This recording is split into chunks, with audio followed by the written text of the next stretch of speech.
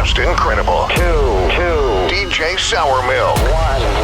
Liftoff. We have a liftoff. What's up, y'all? Hey, what's up, bro? Chainz, what up, bro? What's going on with you, family?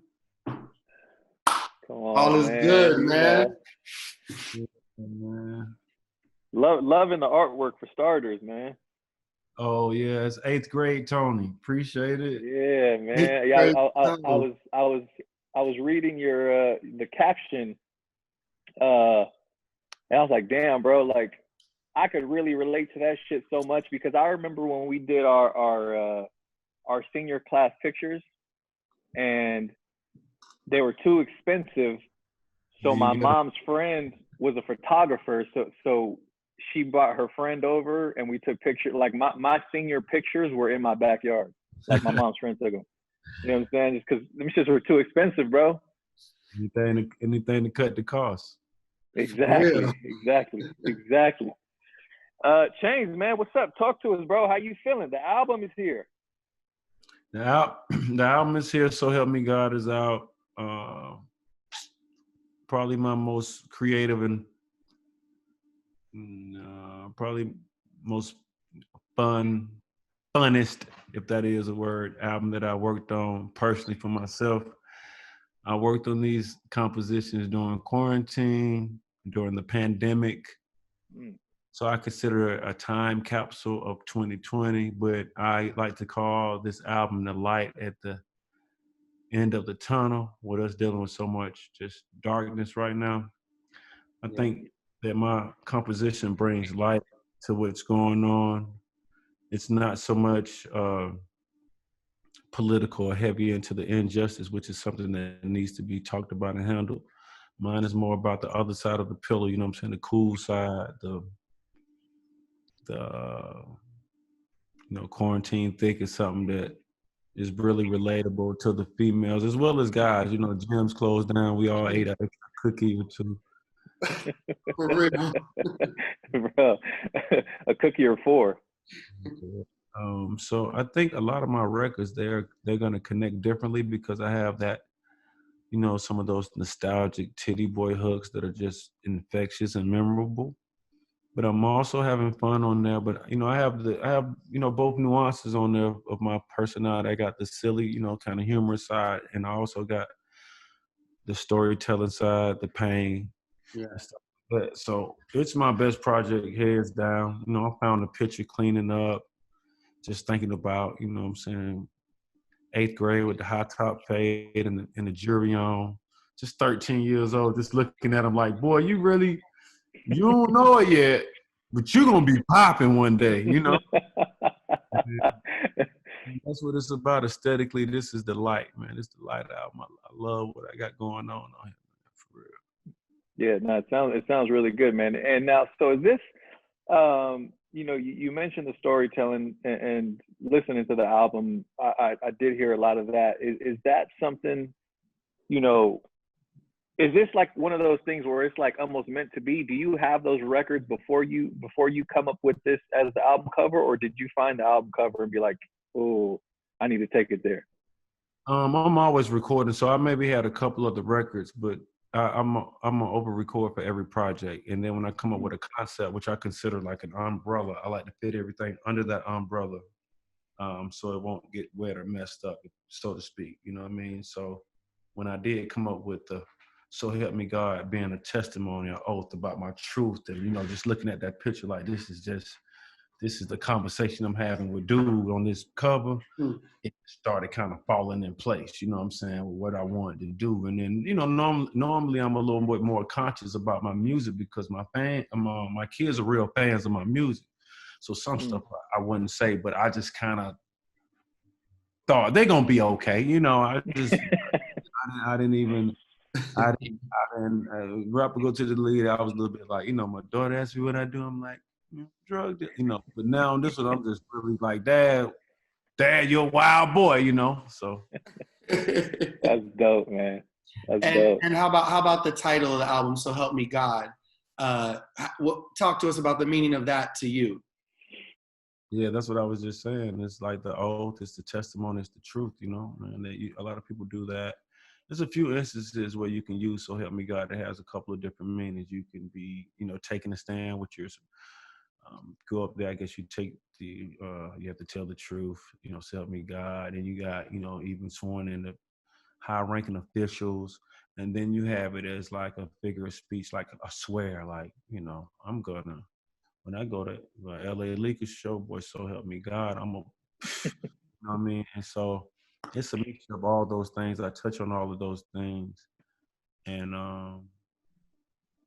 it's the testimony project, but it's super duper fun. It's not just so personal that people get tired of just hearing me talk about myself. It's a fun album. Yeah, for What's sure. up, man? You briefly touched on, everything that's going on in America. We recently, as of now, what it looks like, we got a new president, and one of my favorite moments of their whole run was you performing "I'm Different." I don't know, was that in Georgia somewhere? Yeah, that was great. For me, this is speaking for myself. Like, honestly, bro, as soon as the news hit, I don't know what it is, I just felt comfort. You know what I'm saying? Like, now whether, obviously, Biden and Kamala still have a lot to prove, and but did you feel any different, like, once the news broke? Were you like, shit, man, like, we might be all right? The energy around definitely changed. You could tell people were ready to turn the chapter and what's going on, and politics. I'm not that political, but I'm kind of a right and wrong kind of guy sometimes. Yeah. Mm-hmm. I'm actually learning more about politics this year, more than any year ever. I learned a lot yesterday, so me just learning about it and stuff like that is interesting. I could see why people would want to get in it. It's just interesting. I could definitely see it, but I voted for Biden, just because, it didn't have nothing to do with like the taxes or nothing, It just was just trying to see what it looked like to have a commander in chief that's not divisive, scared to unify people, name call, like, man, some of that stuff I don't even do. Man, I'm a rapper. Right. That's real shit. Like you said, right and wrong, man, right and wrong. Like is that old conehead Justin over there? Like, just be doing like giving people names. I don't never do that to people. Don't believe sour tasting milk. Like he just say people name wrong. He just be doing, and sometimes it'd be like a little highlight of some funny shit, but then sometimes be like, bro, this ain't funny, bro. For real. Yo, the crazy shit is, I remember always thinking, like, damn, what would it be like to have a president that was just raw and just didn't give a fuck? I was like, it might be kind of funny. That show was on. That program is on. They showed that program. Yeah. And it didn't turn out. It didn't pan out well, man. Man, it's cool. Let's move on and see what else happens. With the new squad. How about the opportunity to meet Barack Obama, though? I love seeing you and your family. Man, dude, I would have been the exact same way, Chainz. I swear. That looked so great. What was that experience like? It was on my bucket list, and I had saw a few pictures of people actually taking some pictures with him in the White House. So I was always like a little bit in my feelings about it, like, damn, like, because like, I'm gonna be honest, I never told anybody this. I don't never answer my phone when private calls come up, and one piece of time in my life, I was like, maybe that's Obama, because it was just like. But I still didn't answer, just for y'all people trying to come that way. I was like, man, I was seeing pictures of people that I'm like, how they even get in the gate? Like, I could get in, so I ain't gonna lie. That made my day, it made my mom. They said my mom was popping on Facebook. That's what my auntie them said. So. Popping. Who you think Obama would give you buckets, bro? Be honest. Nah. No, I mean, he can shoot. Like if I left him open to shoot a 3 or something, he might hit one from back there or something. I don't think neither one of us doing too much of taking each other to the hole that much. You know what I'm saying? So it'll be a jumper-driven game, and I'm gonna always go with my jumper. It's just not because he's the president. I be talking crazy like this to some NBA players. So let's talk about some tracks off the album, man. Of course, we got Quarantine Thick with Mulatto.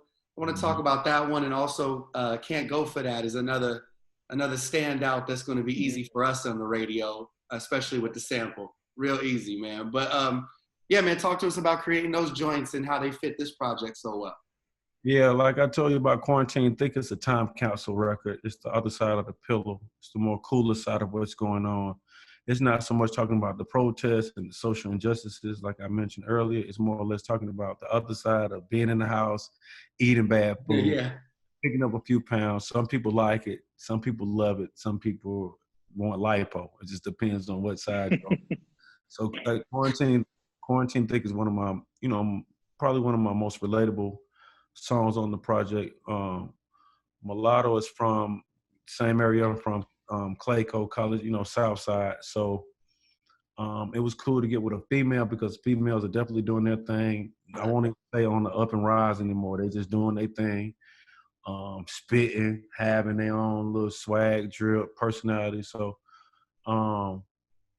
it meant a lot for the song that happened. So I'm glad that happened. And then Can't Go For That is a Hall and Oates sample that a lot of people just recognize, but no one has done before that I can remember. And if they have, I understand.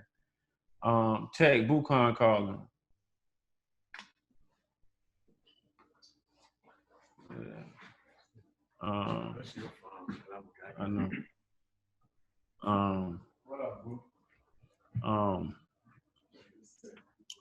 Yeah, so Can't Go For That was one of those samples that I always wanted to get, like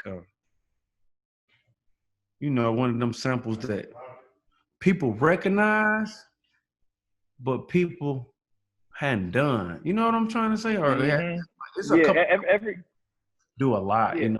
They just eat.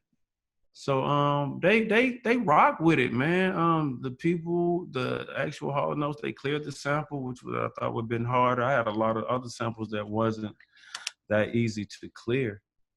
They cleared it. The visual will be out Friday too, so make sure you look at that. It's crazy, one of my most entertaining videos, and it's just a radio killer. Let's just be real. It's a radio. Yo, real quick, I just thought about something. Do you call Buchan, or is Buchan his real name? For this phone call that just happened? Yeah, is that Boo? Is that Boo? Yeah, that's just what I call him. I was like, is his name Buchan? Like Akon, Buchan? I was like, or is that? Man, I've been knowing that boy forever, man. I never thought about that. That makes sense, though. Yeah, I like that name. Yo, speaking of Can't Go For That, if let's say back when let's say 8th grade 2 Chainz, right? Right. Hanging out on the block with his friends. Mm-hmm. And when I was listening to that record, I was like, I was thinking, Daryl Hall is like one of the most, I guess, like soulful white boys. Absolutely. And then I was thinking, I was like, all right, so let's say Chainz is growing up, he's hanging around the hood. Who would be able to be in 2 Chainz circle? Would it be Just Incredible, Daryl Hall, or Bobby Caldwell?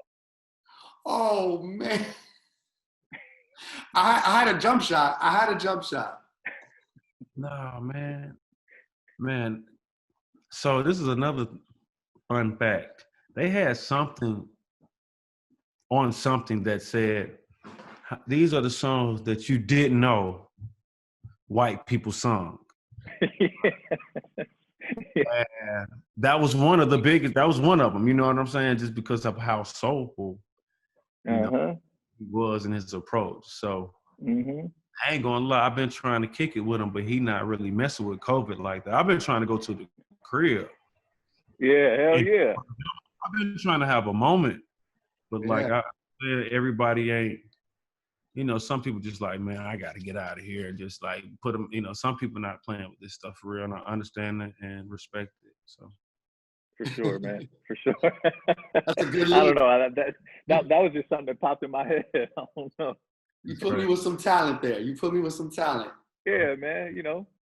Yo, so when we were getting our preview of the album, So Help Me God, which is out right now, amazing body of work. There was there was no features. We just got song titles. So I was literally hearing the tracks and like the moments of the features that were happening were just super exciting, man. And I mean, let's start with Feel Away with you and Ye. And I love, you know, the message behind it. Like y'all going back and forth on the bars. And specifically when Ye was like, you know, I'm still throwing up the rock, and you know, I'm still repping Rockefeller, and you like yelled it in the back. I felt like as a fan, I was doing the same shit. Yeah. You know what I'm saying? Like that moment, you know, just being a fan of the culture and hip hop, like, was that kind of how it was going down in the studio? Like, yeah. Yeah, I mean, the song had a couple different facelifts. It was my solo song with Brent Fayez, and then he Yeah. heard it, and he liked the vibe of it, and then you know he started working on it, and I started redoing it because I knew he was on it, so I wanted the content to be a little bit different, you know. And then the In and Out was just an idea that I had that he was cool with, and I know we nailed it. It's just like, I mean, the way we did it and the subject matter is just like that's one of my favorite songs on the album as well. Yeah. Amazing. Yo, From the second it comes on, you know, like I said, before I even heard the features, just you and Brent, like shit just got a dope vibe. And it's definitely a time capsule moment too. Like you're gonna know that was 2020, right when you hear it. I'm sure. Yo, I was actually thinking of something too when I heard that record, because I remember Kanye saying something about, you know, like no more cussing on his records or shit like, you know. But you said the word shit, and I was like, damn, I wonder if Ye told him like, yo, can you change that to something else maybe, or is he kind of like cool about it? Like, I think this happens to do when it's his stuff. oh, okay, You know? okay, yeah. Okay, that makes sense. That makes sense. Also got features on the project. Ross is on it. That's another one. Yeah. You and Ross and the production. Who produced that record? That's Papito, Big Papito, young upcoming producer from Atlanta, man. What a look. He's really from Senegal, but he's, you know, been from the south side of College Park, really eclectic. You know what I'm saying? I like him a lot. And I got Schoolie on there, you know what I'm saying? My little right hand, my little brother, he on there singing his heart out. It's called Young, Rich, and Black. And that's another record that's just, you know, right now, that's the energy right now. Along with like Money Maker and just some of the things that I put on there. It's a real time capsule. Like, Yeah. people don't know this 2020. Like, that's what this is. When you hear it, this is 2020 shit. You know? I love that. Yeah. Yo, and you said I know you said earlier we were talking about the recording process. Now all of these records have been recorded since the pandemic hit, or was there some that date back before that? The only song that was recorded prior was maybe Free Lighter with Chief Keef and Uzi, because this is probably just right before the pandemic hit, before we had to sit down. That was probably the only one. But none of these songs are over a year old or nothing. They are super duper fresh ideas, fresh, you know, producers, as well as the sonics of the features. It's important that me being like a feature guy, that when I do features that they sonically fit. So that was dope for me too. Oh yeah. The Vampire record, man, such a fucking honest record, man. I kept going back to that over and over and over. And your story, man, just we you know, we had so many chances to kick it, but always been a fan of your story and your art, man. And that record right there stands out to me. What can you tell us about that joint? Vampire is produced by Cool and Dre, who I've been fans of, and I've known them for years. We've never done nothing together, which don't make no sense. It doesn't sound like a Cool and Dre record, and it's not a, you know, this is you know, this is the pain storytelling, you know, 2 Chainz. So Man. it's my favorite one on the whole project. It has a feeling to it. It has an honesty to it. Man. It actually puts me in a place. I zone out on that record. So I'm glad you started back over, because that's one of mine that has one of the strongest replay values on there, I think. Yeah, man, that's the movie right there. Like when you're watching it, like when I'm hearing that song, it's just like I'm watching a movie. If I close my eyes, it's just you take us right into your life. And then looking at the picture behind you, it's like you get the whole 2 Chainz, you know what I'm saying, like feeling, man. It's really a great record and fits so well towards the end of the album here. Thank you. Of course. Hell yeah, hell yeah. Real quick, what do you think the net worth is of the chains that you have on your album cover?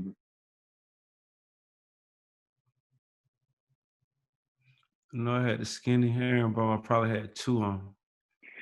Man, I probably paid. I'm gonna be honest. Because I had the skinny little one.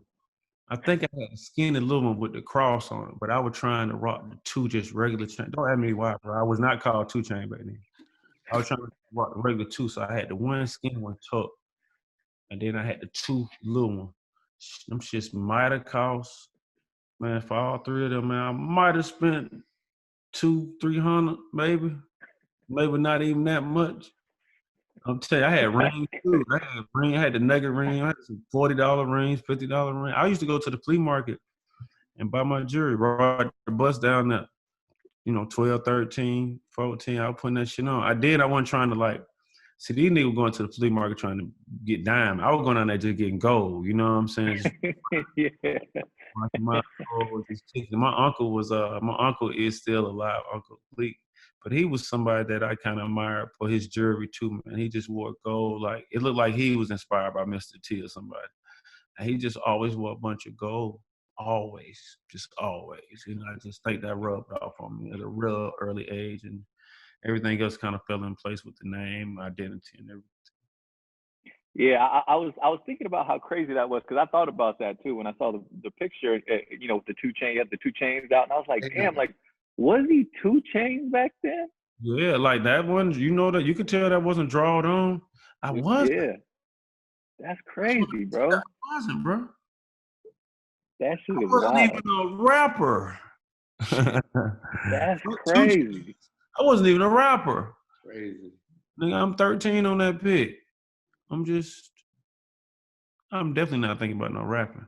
You got to think, rapping didn't become cool to probably like 15 years ago, to where everybody was like, please, ooh, I rap too. You know, sometimes that shit was just like some old, if niggas was in the cypher, you might get in. Other than that, you just kind of keep your, at least for me, I wasn't going around saying I'm a rapper.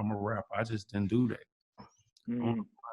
I don't know if I was shy or just wasn't sure, but I just didn't walk up to everybody like, yo, you know what I'm saying? Check me out, Sourmilk. I rap like, yo, I rap, like, check my shit out. Yo, check me out. Yo, you should sign me. I ain't never do that. I was just like a little nervous or scared of rejection, probably. So it was hell yeah. Probably showing people, you know, better. Or what's your earliest rap memory? Like, I'm saying, as far as you, not as a fan, you, like, what's the first thing you remember writing, or you know, what were you doing that day? Where were you at? Well, I never wrote. So when I was in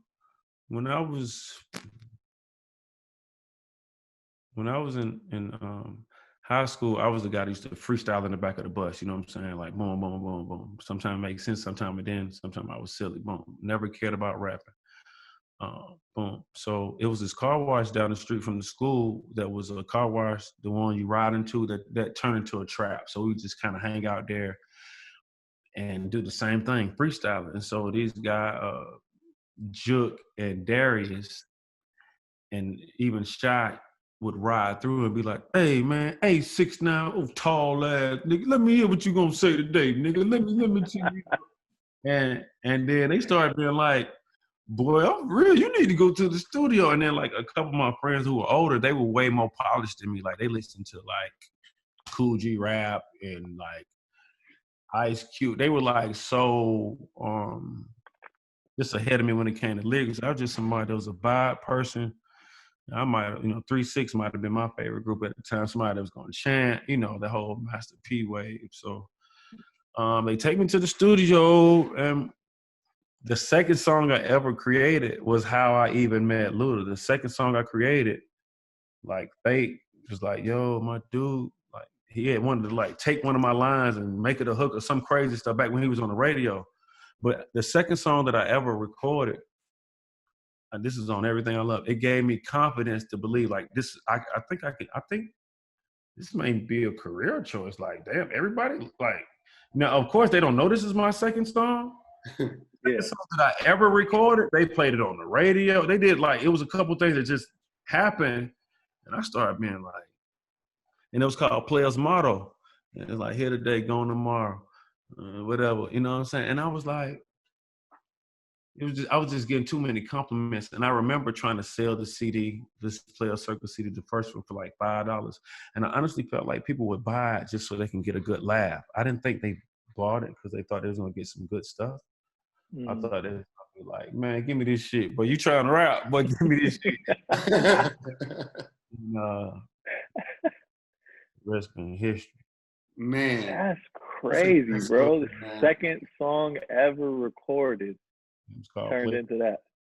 It turned to enough compliments to give me the confidence, and it wasn't hard. I'm just talking about like when people got writing block. I'm like, talk about your life, like but I'm not realizing everybody ain't got like a cool life or been through nothing. You know what I'm saying? But for me, it was hella not hard to do it, and I was like, this may be mine. And I was really thinking like, damn. People buy your story. I just started thinking like how this could work out for me. And I swear it's been happening ever since then. And this was like maybe not even till you can tell my age, but it had to be either the earliest 2000 or the latest 90 when this happened. Yeah. Maybe 99. Some shit. That's dope, man. That's dope. Talent speaks for itself. Yeah, man. So we've got, you've got several names. Some call you Titty Boy, some call you 2 Chainz, some call you Tony, and now we've got Southside Hove. Yeah. Southside Hove, we're adding to the spectrum here. Talk to us about that record, and also I want to know if Hove's heard it yet. Yeah, I shot a video. I sent it to Hove when I did that. Southside Hove won't. Excuse me. It won't be an AKA. I just thought it fit the composition because it had a sample from one of Hove's old songs that was on Reasonable Doubt.